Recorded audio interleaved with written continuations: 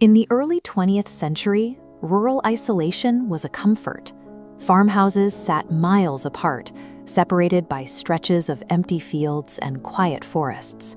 Neighbors relied on one another, trusting their communities enough to leave their doors unlocked at night.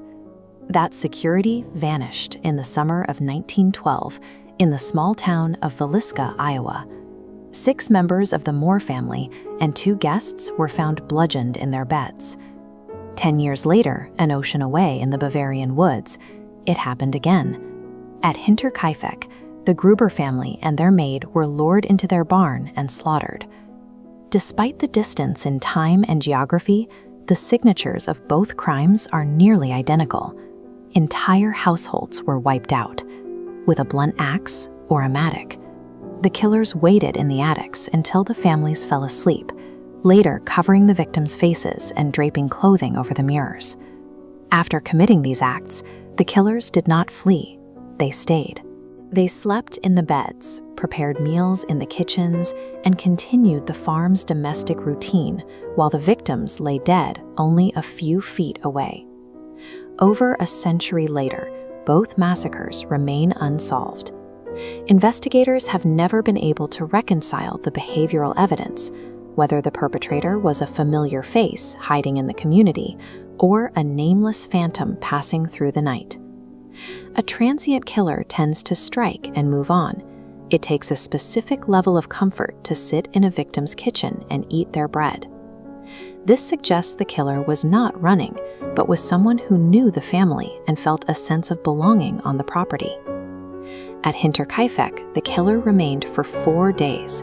They kept the fires burning and went to the barn to milk the cows. They even fed the family's German Spitz, a guard dog that was known to bark at strangers, yet remained quiet throughout the killer's stay. The Gruber household was already fractured by internal abuse. Records show that Andreas Gruber had a documented history of violence and was previously imprisoned for an incestuous relationship with his widowed daughter, Victoria. These tensions led police to their neighbor, Lawrence Schrittenbauer. He had a brief, fraught relationship with Victoria and possessed a key to the Gruber home. When the bodies were discovered, Lawrence entered the house alone, moving the victims and compromising the scene before authorities could arrive. In Villisca, the insider suspect was State Senator Frank Jones, a prominent businessman with deep local influence. Josiah Moore, the victim, had once been Jones' top employee before leaving to open a competing store. Moore took a lucrative dealership with him, sparking a bitter financial vendetta that became common knowledge throughout the town. Festering domestic resentments can reach an explosive tipping point, turning a quiet farmstead into a closed-circuit massacre. However, the early 1900s also introduced a new kind of threat, the drifter.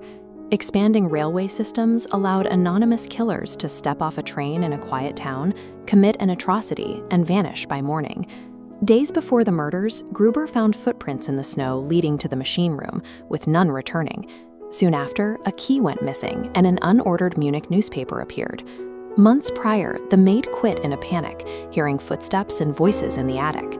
In the Villisca investigation, detectives tracked several train-hopping transients, including Paul Mueller, a German immigrant who was the sole suspect in a nearly identical family massacre in Massachusetts.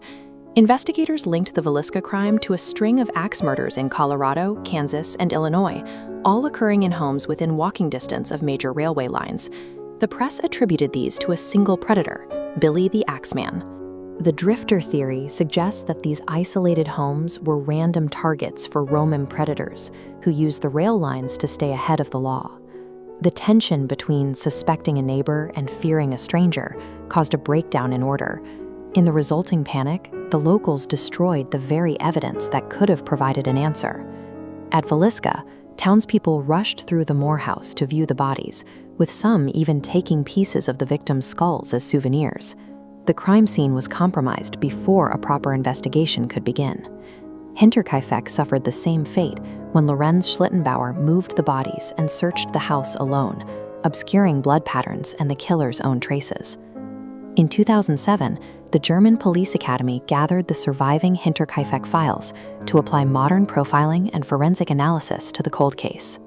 By cross-referencing witness statements with behavioral analysis of the killer's stay on the farm, The students identified one individual whose timeline and access matched the evidence.